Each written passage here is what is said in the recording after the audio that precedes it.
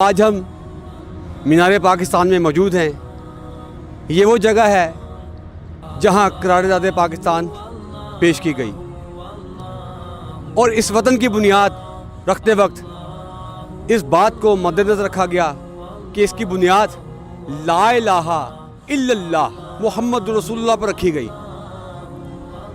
دوستو، یہ ملک لاکھوں قربانیوں کے بعد حاصل ہوا اور یہ ملک ہمارے پیارے آقا کریم حضرت محمد مصطفیٰ صلی اللہ تعالیٰ علیہ وآلہ وسلم کے نام پر بنا، اور جو ملک نبی کریم صلی اللہ تعالیٰ علیہ وآلہ وسلم کے نام پر بنا، وہ ملک کیسے گوارا کر سکتا ہے؟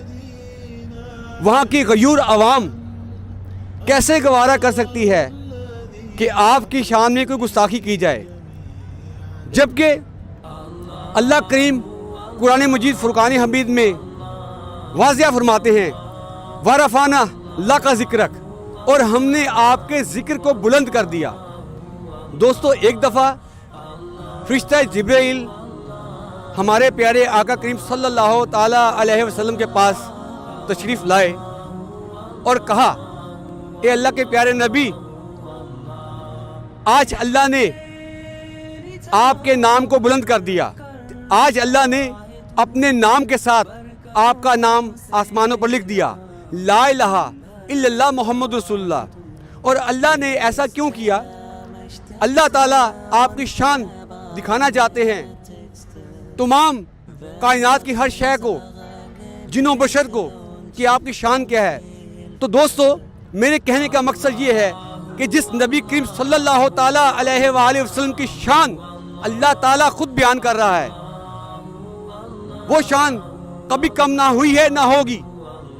امتحان آج ہمارا ہے کہ جو وطن نبی کریم صلی اللہ تعالیٰ علیہ وسلم کے نام پر بنا، لا الہ الا اللہ محمد رسول اللہ کی بنیاد پر بنا، آج ہم تمام مسلمانوں کا، تمام امتیوں کا، تمام اہل اسلام کا امتحان ہے یہ کہ ہم نبی کریم صلی اللہ تعالیٰ علیہ وآلہ وسلم کی شان پر، کہ ان کی عزت پر کیسے پہرا دیتے ہیں۔ دوستو، کوئی بھی بدبخت ہمارے نبی کریم صلی اللہ تعالیٰ علیہ وآلہ وسلم کی شان میں گستاخی کرے، ہم گوارا نہیں کر سکتے۔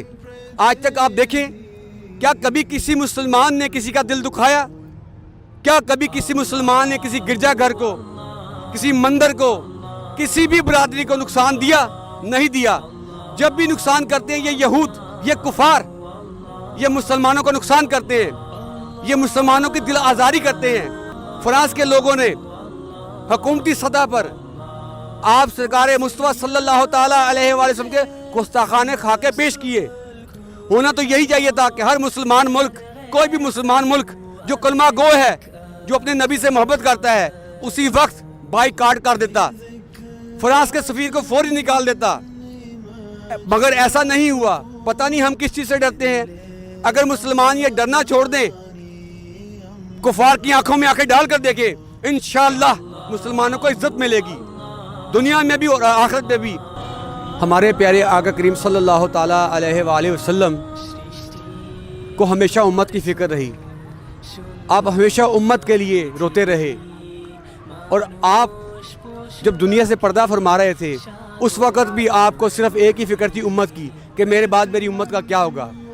اور روز محشر جو ہماری بخشش کروائیں گے، حوض کوثر پلائیں گے، پل صراط سے پار کروائیں گے، جنت میں لے کے جائیں گے ہمارے پیارے نبی کریم صلی اللہ تعالیٰ علیہ وآلہ وسلم۔